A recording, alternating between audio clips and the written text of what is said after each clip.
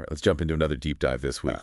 We've got a whole lot of news articles you guys sent on AP, Axios, even some NBC in there, and it's been A lot. a wild ride Yeah. this week at the White House. So our mission today basically is to try and figure out what all these different presidential actions might actually mean. Like what kind of precedents are being set or broken.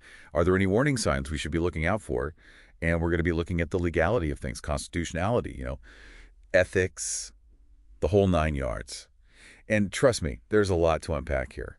We've got everything from a gold card for residency to an AI-generated video of a takeover in Gaza. Yeah, it's really striking just how many different things are happening and the potential impact. I mean, not just here, but globally. Exactly. And it all seems to kick off with this really dramatic showdown between President Trump and the Ukrainian President Zelenskyy. This meeting, this was not your typical diplomatic handshake. It was more like, Fireworks. yeah, fireworks. So much tension. From the moment they sat down in the Oval Office, it was clear this was not going to be a friendly chat. No, not at all. I mean, you had Trump and VP Vance just grilling Zelenskyy, accusing him of reckless actions like gambling with World War III, saying he wasn't grateful enough for the aid the U.S. is providing.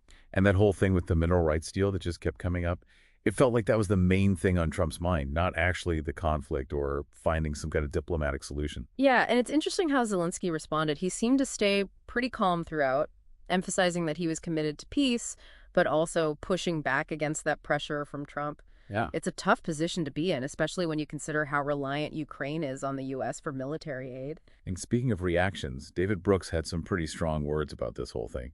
He called it nauseating and said that the U.S. was behaving vilely. Yeah, strong words, but they do reflect, I think, a growing sense of unease with how this administration handles things on the world stage. And the potential fallout here is huge. It's not just about hurt feelings. This could have real consequences for the relationship between the U.S. and Ukraine, the stability of the whole region, even the balance of power in Europe. Some analysts are even saying we could see a realignment with the U.S. moving closer to Russia. Which would be a pretty major shift. Yeah, for sure. So we've got this big clash happening on the world stage, but it's not the only thing happening. This week also saw a bunch of actions here at home that are raising some serious questions about the concentration of power and executive overreach. Where do we even begin with all this? Well, let's start with Hampton Dellinger, who's the head of the Office of Special Counsel. He took the administration to court, and one challenged Trump's attempt to remove him from his position. And the judge ruled that Trump's actions were unlawful, which raises some big questions about the limits of presidential power. That's a big win for the idea of checks and balances.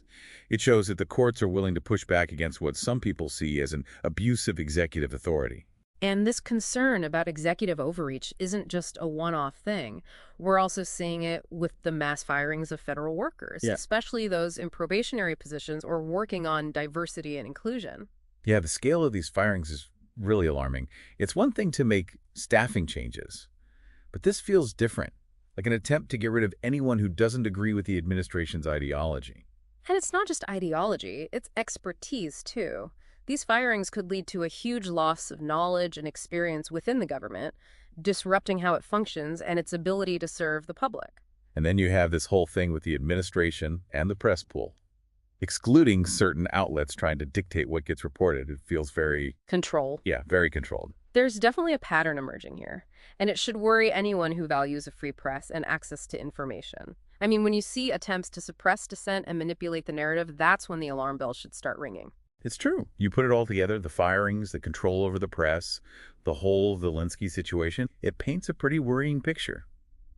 Are we sliding towards authoritarianism? Are we overreacting? It's a question worth asking. We need to look at the facts, the patterns, and have some honest conversations about what's at stake here. Absolutely. We can't just ignore it and hope it goes away. Yeah.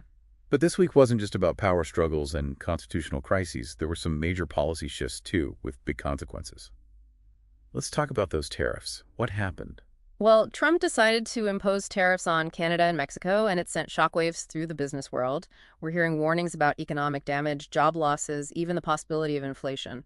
And it's not just talk. We're already seeing the impact. The CEO of Alcoa, which is a major aluminum producer, came out and said these tariffs could cost the U.S. aluminum industry 100,000 jobs. Oof. That's a direct hit to American workers. It is, and economists are warning that this could just be the tip of the iceberg. It has the potential to trigger a full-blown trade war with our closest trading partners. It's definitely a gamble. Yeah. And speaking of gambles, Utah's decision to ban fluoride in public water systems is stirring up a lot of controversy. They're going against expert recommendations from groups like the American Dental Association and the CDC. Yeah, it's a really interesting case study. This whole tension between individual choice and what public health experts recommend. On one hand, you have the argument that fluoride is a safe and effective way to prevent tooth decay, especially in kids. But on the other hand, you have concerns about potential health risks and the right to choose what goes in your water. It's complex for sure, but the potential consequences of removing fluoride from the water supply, especially for vulnerable communities, are huge. They are, and it highlights how important it is to make decisions based on evidence, especially when it comes to public health policies that affect entire communities. Absolutely. Oh. And speaking of public health, that measles outbreak in Texas and the death of that unvaccinated child are a tragic reminder of how important vaccines are. This is what can happen when vaccination rates drop. It highlights the need for accurate information and fighting misinformation. It's heartbreaking, and it shows how important strong public health measures are and clear communication about how safe and effective vaccines really are. And then there's DOGE, this new Department of Government Efficiency headed up by Elon Musk. It's been making a lot of headlines for its aggressive cost-cutting measures. We're talking mass layoffs, canceled contracts, and this whole wall of receipts thing that's supposed to justify the cuts. Yeah, about that wall of receipts, a lot of the claims about how much money is being saved have been challenged. Experts are questioning the methods they're using to calculate these savings, and there's not a lot of transparency. Yeah. So it's hard to really assess the impact of these cuts. And this isn't just about numbers on a spreadsheet. We're talking about essential services being disrupted, government agencies struggling to do their jobs. And there's some serious concerns about the long-term consequences. Yeah, there's also that email that Musk sent demanding federal workers account for their work. It's caused a lot of pushback from agencies and unions. Some are saying it's demoralizing and could lead to the government losing valuable talent. It's created this whole climate of fear and uncertainty. Yeah. It makes you wonder if this is the right way to go about making the government more efficient. Exactly. I mean, can you really just cut your way to a better government? Or does this approach risk undermining the foundations of public service? That's a debate that's just getting started, and it's one we'll be watching closely for sure. Absolutely. It's about more than just money. We're talking about the role of government, the value of public service, and whether prioritizing efficiency over effectiveness is the right way to go. Okay, so we've covered a lot of ground here, but we're not done yet.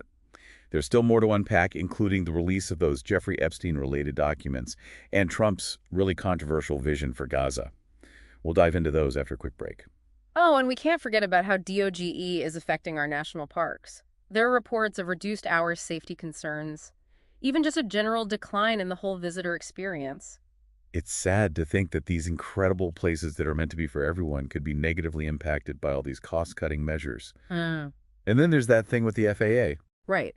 The possibility of them switching from Verizon to Musk's Starlink for their communication system. It does raise some eyebrows about potential conflicts of interest, especially with Musk being so involved in both DOGE and SpaceX, which is the company behind Starlink. It feels like the line between government and private industry is getting really blurry. And it's hard not to wonder who's actually benefiting from all of this. It's a good question, and it definitely underlines the need for transparency and accountability, especially when we're talking about government contracts and how they use public money. And speaking of transparency and accountability, we have to talk about those Jeffrey Epstein documents that were released. Attorney General Pam Bondi made a big deal about releasing the first phase of files, but it seems like a lot of them were already public. Yeah, people are definitely raising an eyebrow about that, especially some conservative activists who are expecting some big revelations, things that might implicate some high-profile people. But so far, it's been a bit of a letdown. It makes you think, what's really going on here? Is this a genuine attempt to be transparent, or is it more about controlling the narrative and what information gets out there? This whole situation really taps into that desire for accountability that people have, especially when it comes to powerful figures and potential abuse of power. People want answers, and they want to see justice being served. Yeah, for sure. And speaking of power, we have to address Trump's vision for Gaza. This idea of basically taking over the Gaza Strip and making it into some Riviera of the Middle East has sparked a lot of controversy. You can say that again. The AI-generated video that they released to show this vision, it's something else. You've got the Golden Trump statue, displaced Palestinians, a focus on luxury development. It's surreal and honestly pretty disturbing. I don't even know where to start with that. It feels like something out of a dystopian movie. And the reactions have been intense, with a lot of people in the Arab and Muslim world expressing outrage and concern. It's not just about the spectacle, though. There are some serious questions about whether this is even legal or ethical. I mean, the idea of the U.S. just taking control of a territory that's already the center of so much international conflict, it's incredibly problematic legally and morally. It feels like they're completely disregarding international law and the rights of the Palestinian people. Hmm. And the potential for this to backfire and make the region even more unstable is huge. It's a huge risk, to say the least. And it's hard not to see this as another example of this administration's tendency to act unilaterally without really thinking about the complexities of the situation. It's a pattern we've seen over and over again this week. From the Zelenskyy meeting to the DOGE cuts, it's all about acting first and asking questions later. Which is a dangerous way to operate, especially when you're dealing with issues that have global implications and could affect so many lives. So where does this leave us? We've got a potential diplomatic crisis, brewing worries about executive overreach and the erosion of democratic norms, major policy changes with unpredictable consequences, and a proposal for Gaza that's raising more questions than it answers. It's a lot to process. It really is. I think it's important to step back and look at the bigger picture here. What we're seeing is a fundamental shift in how power is used and how decisions are made. It feels like we're at a crossroads. Are we going to just let this continue, or are we going to push back and demand better from our leaders? That's the question we all need to be asking ourselves. It's not just about this administration. It's about the future of our democracy and the kind of world we want to live in. So what can we do? How do we make sure our voices are heard and that those in power are held accountable? Well, the first step is staying informed. We have to be aware of what's going on, understand the issues, and talk to each other about it. It's easy to feel overwhelmed with all the news and information out there, but we can't just tune it out. We have to be critical of what we're told, question things, and look for different perspectives. And it's not just about staying informed, it's about taking action. We need to engage with our elected officials, make our voices heard, and hold them accountable for what they do. We can write letters, call them, go to town halls. There are so many ways to make our concerns known and demand better. And we can support organizations that are working to protect our democracy and make sure the government is accountable to the people. It's a reminder that we're not powerless. We have a voice and we have to use it. But it's not just about protesting or speaking out against things we disagree with. It's about supporting positive change and working towards a better future. Exactly. We need to be engaged citizens, not just passive observers. And remember that democracy is a work in progress. It takes constant vigilance, active participation, and a willingness to defend our rights and freedoms.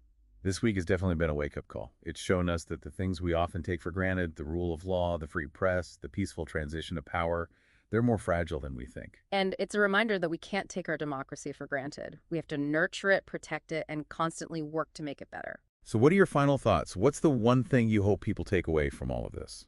I think the most important thing is to remember that we're all in this together.